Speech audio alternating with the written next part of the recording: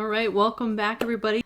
Thank you so much for joining me in this series called Dreams and Visions in the Bible. If you watched the previous one, you know why I'm super passionate about it, what my purpose is for putting this out. We are going to be looking at Genesis chapter 20 today, and we're going to be doing a dream from a king named Abimelech. Okay? So first I'm going to read through this, and then I have some takeaway. I might inject, a few things here and there as we go, as the Lord leads. But I have notes afterwards of things that really stuck out to me, that the Lord really ministered to me when I went through it and studied it, and that I don't want to leave out, because if it blessed me, chances are it's going to bless someone else. Okay. So, it's not too long. This is also, by the way, this is Blue Letter Bible, if you aren't familiar with it. It's like YouVersion, those types of things. It is a free app and website with many, many, many awesome, wonderful Bible study tools. And actually, my husband has worked there for about 9 years now as a web and app developer. His title's a lot longer and more confusing than that, but that's how I can sum it up into English. Okay, so Genesis chapter 20.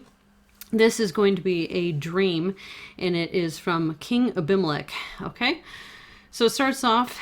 Let me get my cursor over here so I can scroll. All right, this is all new for me, and I'm learning a new skill as we go. Okay.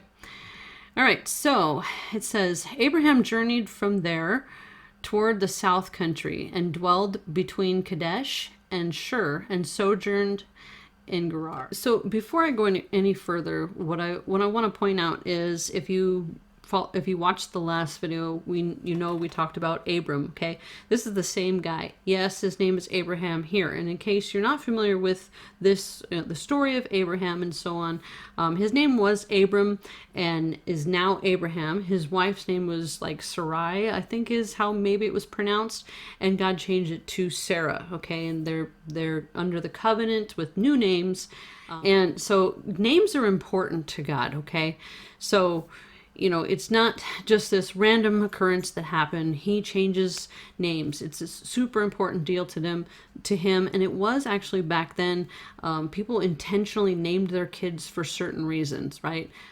When Moses was named, and pulled out of out of the basket in the water, she said, I will call him Moses because I drew him from the water. So they give names because of certain things. And so this is something that occurs many times in the Word of God. We see Abram being changed to Abraham, Sarai being changed to Sarah, Saul to Paul, and so on. And even in the book of Revelation, I believe it is, Jesus says, and I will write upon you a new name. So God honors names. There's definitely some meaningfulness, if that's a word, to names. Okay, and so I'm going to point that out and say that names are super important in dreams. Okay, I'm not going to go into great detail with that. Maybe I will in my Dream Lovers series.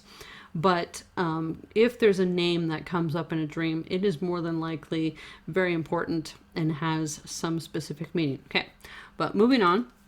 Verse number 2. Okay, so Abraham journeyed from there into Gerar. I don't even know if that's how you spell it, but that's how I'm going to say it.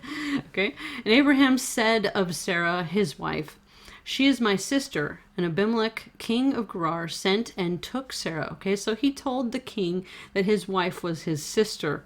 And so the king was like, oh, good, she doesn't have a husband. Sweet, she'll be my wife.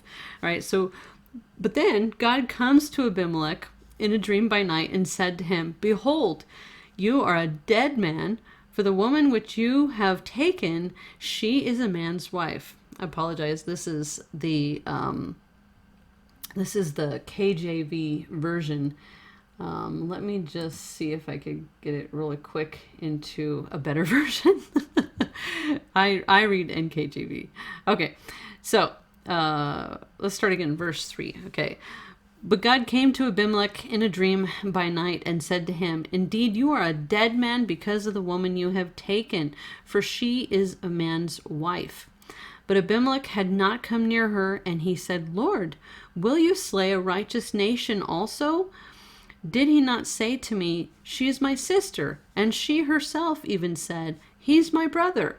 In the integrity of my heart and innocence of my hands, I have done this." Okay, so I just want to stop there for a minute, because this is another point where if you read Abimelech's response, you're like, that's a kind of a weird response to what God had said, right? God says, "Indeed, you are a dead man because of the woman you have taken, for she is a man's wife." Okay, he's talking to Abimelech, and Abimelech answers with, "Lord, would you slay a righteous nation also?" Like, what does that mean? But just hang on to that for a little bit, because this is a part of the story that I've read past many times and didn't comprehend until this time what really is going on. And we'll find at the very end of this chapter why he said that. And so it looks like there's a piece of their conversation kind of missing, and that could be just, like the game telephone, that throughout it was told to this person and told to this person, and it just lost its context. Or just simply that it's the translation from the language into English or whatever, okay? So different reasons for that. But just hang on to that and kind of let that roll around in your mind. We're going to answer that question in a minute, okay? So verse 6, okay? And God said to him in a dream, "Yes, I know that you did this in the integrity of your heart, for I also withheld you from sinning against me. Therefore I did not let you touch her. Now, therefore, restore the man's wife, for he is a prophet, and he will pray for you, and you shall live. But if you do not restore her, know that you shall surely die, you and all who are yours." Okay, now just think about that for a second. All who are yours. Okay, so the threat really is not just to Abimelech, it is to all who is his, but who all belongs to him? Well, he's a king. So the whole nation belongs to him, okay? So this is I don't want to use for lack of a better word, curse that is going to be issued to not just Abimelech, but to all who are his, including the nation itself, okay? And again, we'll wrap that more up in the end of this chapter. So Abimelech rose early in the morning, calling all his servants, and told all these things in their hearing. And the men were very much afraid. And Abimelech called Abraham and said to him, "What have you done to us?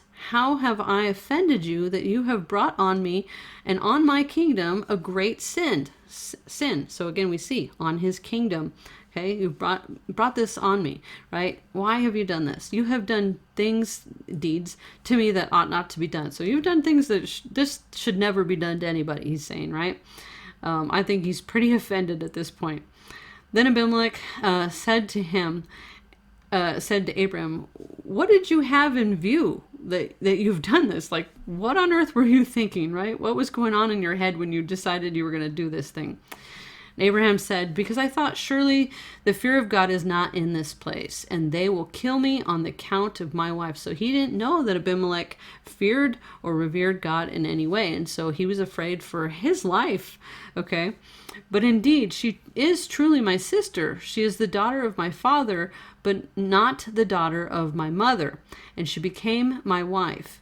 And it came to pass, when God caused me to wander from my father's house, that I said to her, 'This is your kindness that you should do for me. In every place, wherever we go, say of me, he's my brother.'" So, boy, this marriage has some real issues, huh? Okay, so then Abimelech took sheep, oxen, and male and female servants, and gave them to Abraham, and he restored Sarah his wife to him. And Abimelech said, "See, my land is before you. Dwell where it pleases you." So go ahead and dwell in it wherever you see fit, okay?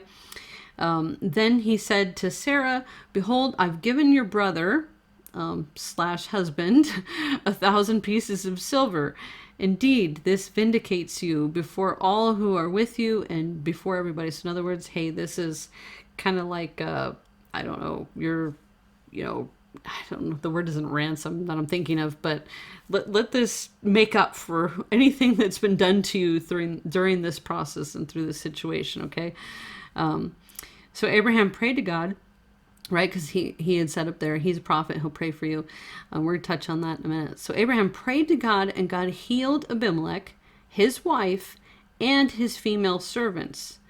Then they bore children, for the Lord had closed up all the wombs of the house of Abimelech because of Sarah, Abraham's wife. Okay, so you can see that this curse, I hate the word, but God shines and rains on the just and the unjust alike. So let's use the word rain.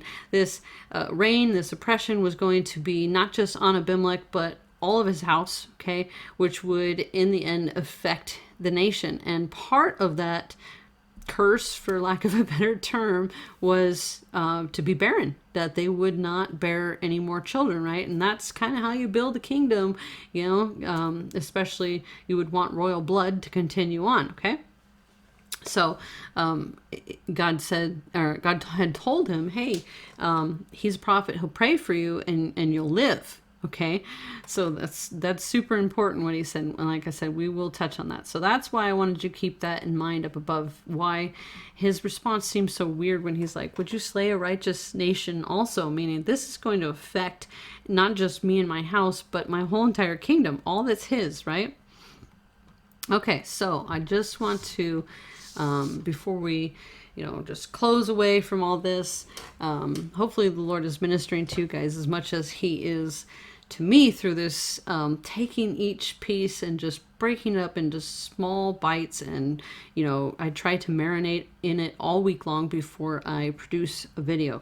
And so he's doing some pretty cool things in me, and I hope he's doing some pretty cool things in you. But we talked about how Abraham's name was changed and how important names are to God. But in verse 3, so let's go to verse 3. But God came to Abimelech in a dream by night and said to him, indeed, you are a dead man. Okay, so a couple things here. One is this is some type of warning dream, okay?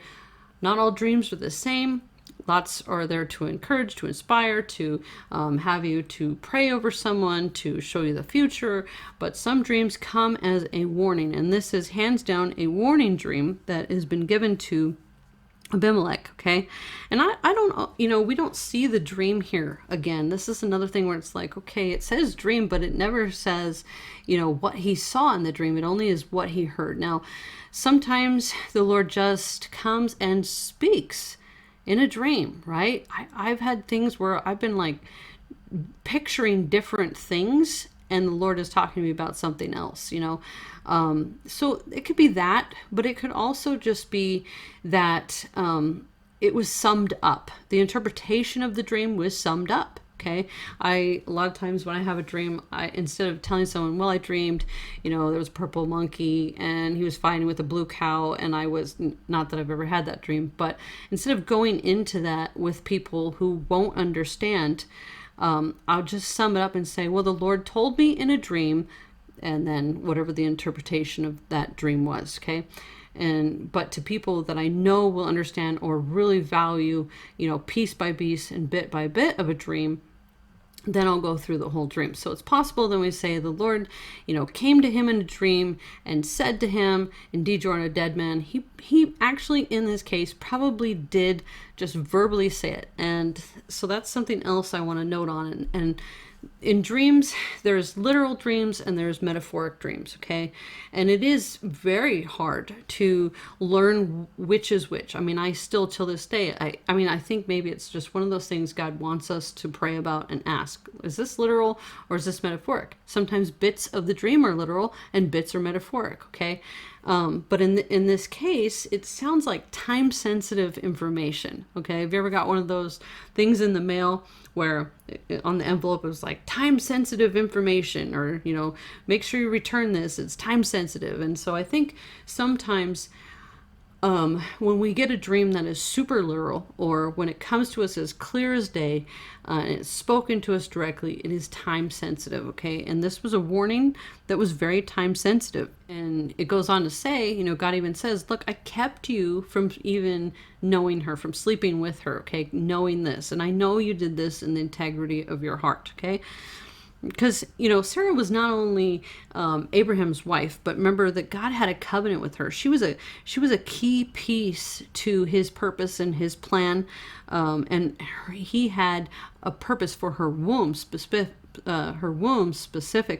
Okay, a lot of people read this And I've been guilty of this too, just kind of hearing the story and thinking that Abraham lied. He did not lie. He was not guilty of lying. He was guilty of some other things, but he was not guilty of lying. It says right there that, yes, indeed, she was his sister and he was her brother. They were half siblings, actually. And a lot of that happens in the Old Testament, like we were just learning about Lot.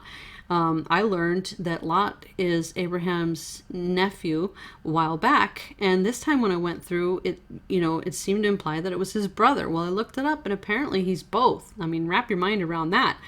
So he's your brother and your nephew. Okay, so these things happened back then. Could possibly have a lot to do with why there was so much barrenness that we hear about. Not just God, but God uses that, I'm sure, as to preserve and to move the generations and the time frames that he has. But who knows, but those things did happen. And so she was his wife, but she was also his half sister, which is weird, especially in days like now. We're like, okay, that's just weird and twisted, but it happened back then, and it was probably very normal.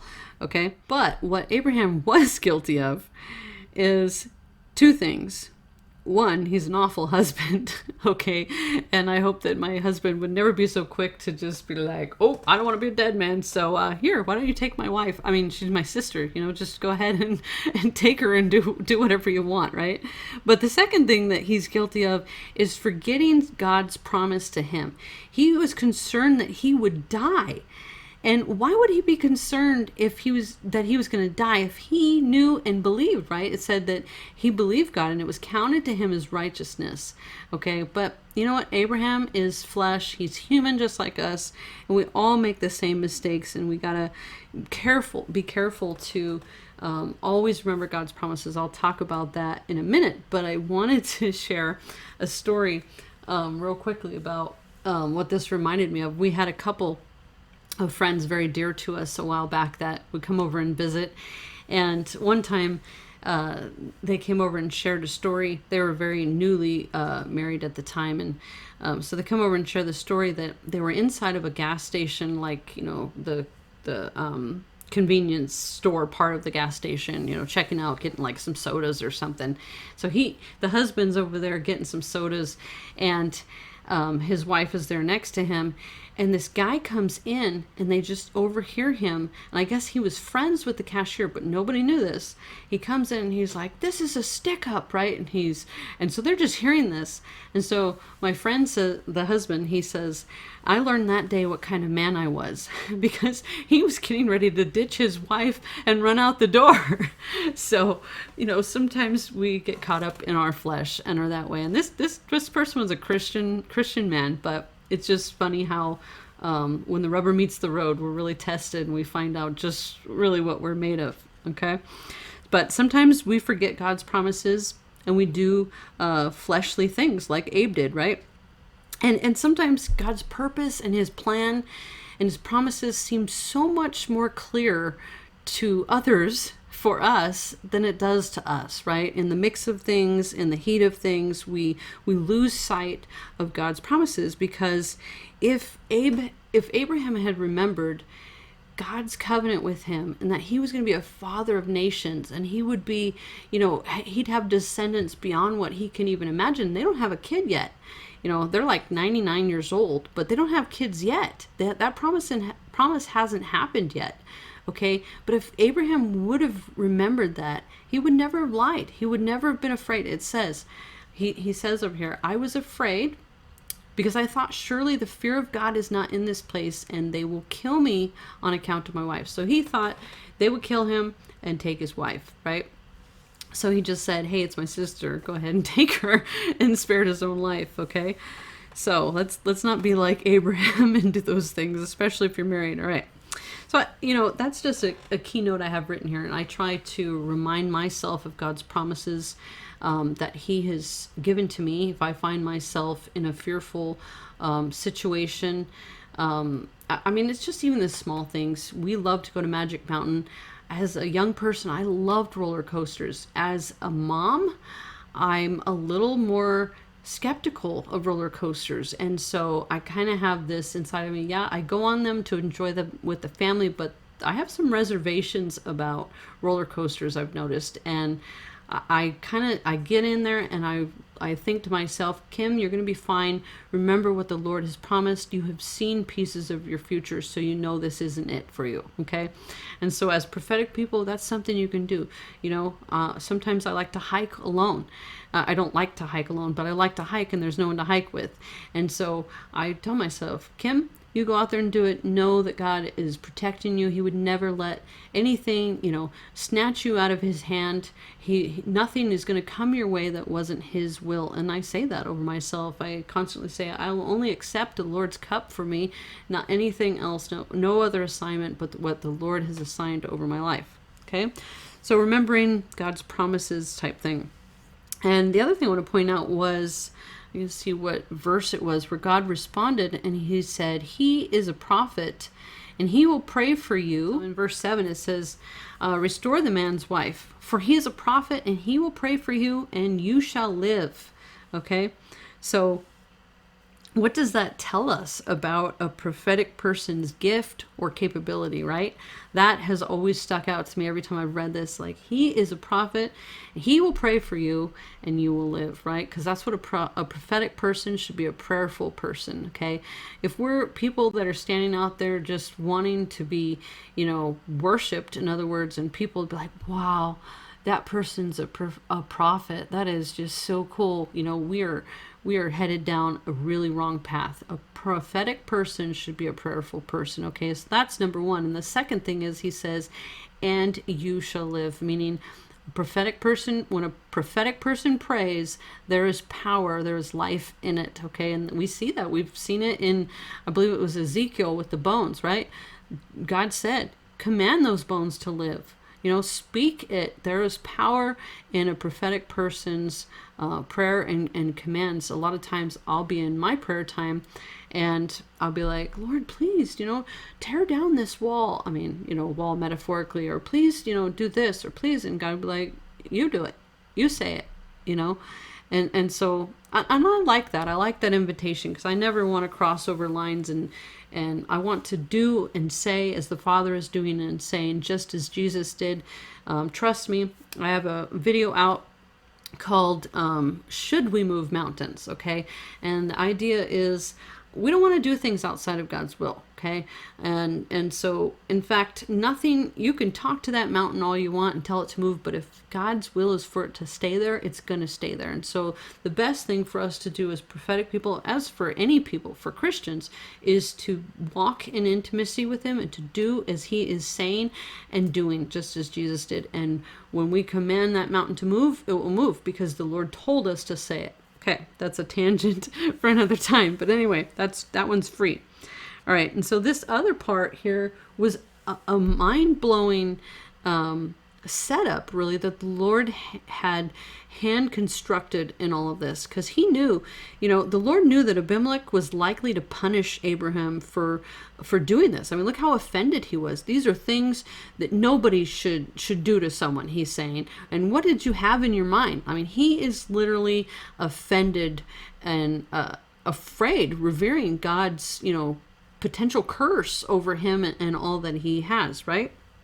And so God knew that he would be likely to be very upset and to punish Abraham. And so he told her, let her go to him and he will pray for you, meaning you need him alive.